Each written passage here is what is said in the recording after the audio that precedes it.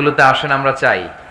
কারণ নারীদের পেট হচ্ছে খনি, গ্যাসের খনি, তেলের খনি, কয়লার খনি, হীরার খনির চেয়েও দামি খনি, ঠিক কিনা? ওনাদেরকে যদি কোরআন সুন্নাহর আলোকে যত্ন নেওয়া যায়, ইসলামকে শিখার বোঝার সুযোগ করে দেয়া যায়, তাহলে তাদের পেট থেকে আল্লাহওয়ালা লোকেরা বেরোবে, আলোকিত মানুষ বেরোবে, দেশপ্রেমিকরা বেরোবে। আর যদি তাদেরকে আপনি কোরআন সুন্নাহর আলোকে প্রশিক্ষণ না দেন, তাদেরকে যদি জি বাংলা দেখতে দেন, স্টার জলসা, কিরণমালা, এগুলো যদি দেখতে দেন, তাহলে এদের পেট থেকে বেরো হবে কিরণমালা, ঠিক কিনা?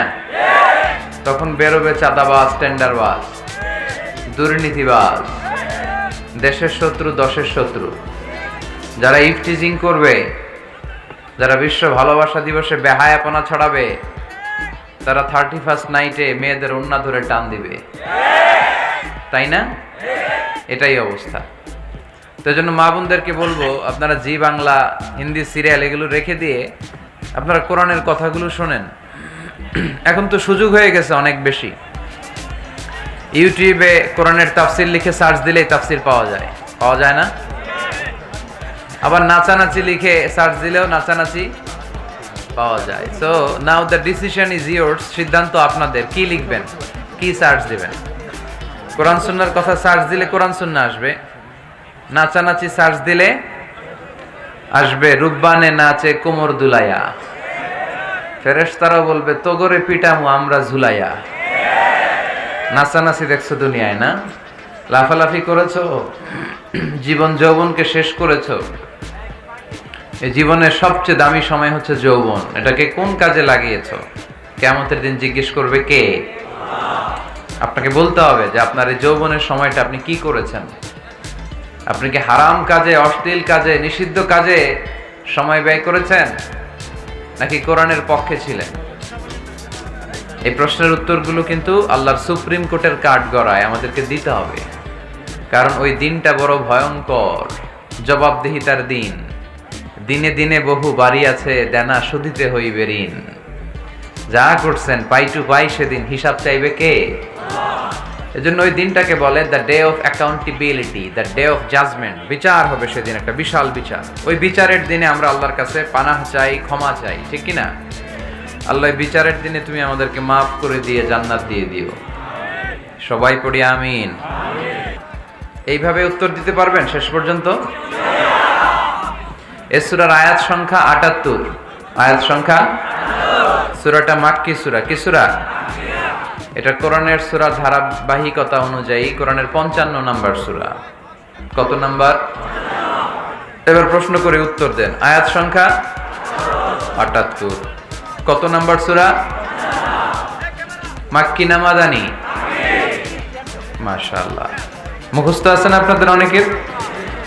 পুরা সূরাটা মুখস্থ না থাকলেও এই সূরার মধ্যে এমন একটা আয়াত আছে যে আয়াতটা আজকের এই প্যান্ডেলের সবার হৃদয়ের মধ্যে আল্লাহ ঢুকাই দিছে। ওই আয়াতটা এই সূরার ভিতরে একবার দুইবার না, 31 বার আল্লাহ উল্লেখ করেছেন। কয়বার? কেন উল্লেখ করলেন? 10 বার বললেই তো হইতো, ঠিক কিনা? 15 বার বললেই তো হইতো। 20 বার, 25 বার, 31 বার বলবেন কেন একটা কথা? আল্লাহ খালি কথা রিপিট করে কেন? একই কথা আল্লাহ বারবার বলে কেন? কারণ এটা জরুরি। জরুরি জিনিস বারবার বলতে হয়, ঠিক কিনা? আয়াতটা হচ্ছে ফাবি আইয়ি আলাই রাব্বিকুমা তুকাজ্জিবান। এই মানব জাতি আর জিন জাতি, আমি আল্লাহর দেয়া কোন নেয়ামতকে তুই অস্বীকার করবি বল? মালিকুল আমলাক, রাজা ধীরাজ, রাজার মতোই বলছে, ঠিক কিনা? তিনি যেন তেন রাজা নন, তিনি সব রাজার বড় রাজা, মহারাজা। খুব সুন্দর একটা সূরা, মুখস্থ আছে না অনেকের? সূরাটার নাম হচ্ছে সূরা আর রহমান। সূরাটার নাম কি? সবাইকে একসাথে উত্তর দিতে হবে। সূরাটার নাম? আবার বাইহাকির এক বর্ণনায় ইমাম বাইহাকি বলেন, আল্লাহর হাবিব সাল্লাল্লাহু আলাইহি ওয়াসাল্লাম ইরশাদ করেছেন, ইন্না লিকুল্লি শাইইন আরুস ওয়া আরুসুল কুরআনি সূরাতু আর রহমান। আলেম ওলামারা বলেন তো আরুস মানে কি? মাশাআল্লাহ, নববধূ। আরুস মানে নতুন বউ, আরুস মানে সবাই বলেন নতুন বউ, নববধূ। আল্লাহর হাবিব বললেন লিকুল্লি শাইইন আরুস, সবার একটা করে নববধূ হয়। আর কোরআনের নববধূর নাম সূরা আর রহমান। ইন্না লিকুল্লি শাইইন আরুস ওয়া আরুসুল কুরআনি সূরাতু আর রহমান। দুনিয়ার প্রত্যেকের জন্য আল্লাহ একজন করে নববধূ দান করেছেন। আল্লাহর কোরআনেরও একটা নববধূ আছে, এই কোরআনের নববধূর নাম সূরা আর রহমান। কোরআনের নববধূ, কোরআনের নতুন বউ, কোরআনের নতুন বউ। কেন আল্লাহ এত সূরা থাকতে, 114টা সূরা থাকতে আর রহমানকে কোরআনের নববধূ বললেন? এর কারণ নববধূ যেমনি বাসর রাতে হাতে পায়ে আলতা মেখে, বেনারসি শাড়ি পরে, জুয়েলারি অর্নামেন্টস পরে, পার্লারিং করে, মেকআপ করে হাজবেন্ডের জন্য নিজেকে উজাড় করে সাজায়, ঠিক তেমনি আল্লাহ তাআলা এই দুনিয়াতে আমাদেরকে কি নিয়ামত দিয়েছেন আর আখিরাতে কি কি নিয়ামত দিবেন, এই বর্ণনা দিয়ে এই সূরাটাকে আল্লাহ উজাড় করে সাজিয়ে দিয়েছেন। এজন্য এই সূরার নাম হচ্ছে আরুস আল কোরআন, কোরআনের নববধূ। সবকিছুর নববধূ আছে, আর কোরআনের নববধূর নাম সবাই বলেন আর রহমান। এবার আমরা জানবো কোন প্রেক্ষাপটে এই সূরাটা নাজিল হয়েছে।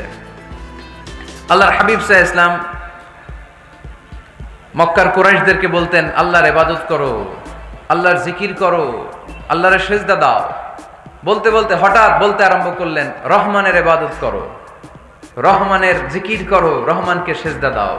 কাফেররা বলে এতদিন বলছো আল্লাহ, এখন কও রহমান, আসলে কোনটা? আল্লাহরে তো চিনি, রহমানরে তো চিনি না।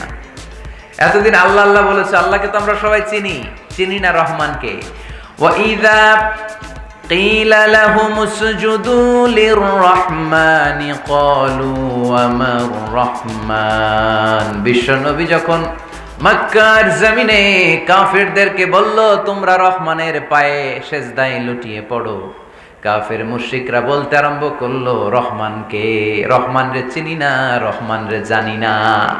আল্লাহ রে চিনি, রহমানকে, আল্লাহকে রহমান রে চিনোস না? না, তাহলে চিনাই দেই দাঁড়া। তখন চিনানোর জন্য আল্লাহ এই সূরাটা নাজিল করলেন। সূরার নাম সূরা আর রহমান। আল্লাহ নাজিল করলেন আর রহমানু আল্লামাল কুরআন খালাকাল ইনসান আল্লামাহুল বায়ান। আল্লাহ বলে রহমান রে চিনো না, রহমান রে তোমরা জানো না। ও মক্কার কাফিরেরা, কুরাইশেরা, রহমান কি তোমরা জানতে চাও? তোমাদের জ্ঞাতার্থে রহমান নামে একটা সূরা কোরআনে আমি নাজিল করে দিলাম। কাফিরদেরকে চিনানোর জন্য আল্লাহ নাজিল করলেন আর রহমান। আমার পরিচয় শুনো, পুরো সূরাটা আল্লাহর পরিচয়, কি করেছেন তিনি, কি নিয়ামত দিয়েছেন। আমার নাম আর রহমান, আল্লামাল কোরআন। শুধু আমি রহমান নই, আমি কোরআন শিখিয়েছি। কোরআন শিখায় কে? শুধু কোরআন শিখিয়ে বসে থাকি নাই। খলাকাল ইনসান, আমি মানুষ বানিয়েছি। মানুষ বানিয়েছে কে? শুধু মানুষ বানিয়ে বসে থাকেন নাই, আল্লামাহুল বায়ান, মানুষকে আমি বায়ান শিখিয়েছি, বর্ণনা করার যোগ্যতা দিয়েছি। মানুষের মুখে মুখে আমি ভাষা দিয়েছি। এই যে নানান ভাষায় গোটা বিশ্বের মানুষ কথা বলে, ভাষাগুলোর মালিক কে? ওয়া ইযা কিলা লাহুম উসজুদু লিররহমান ক্বালু ওয়া মার রহমান। আল্লাহর হাবিব যখন বললেন এই কাফিরেরা রহমান রে সেজদা দাও, ওদের প্রশ্ন রহমান কে? রহমান রে চিনি না, জানি না।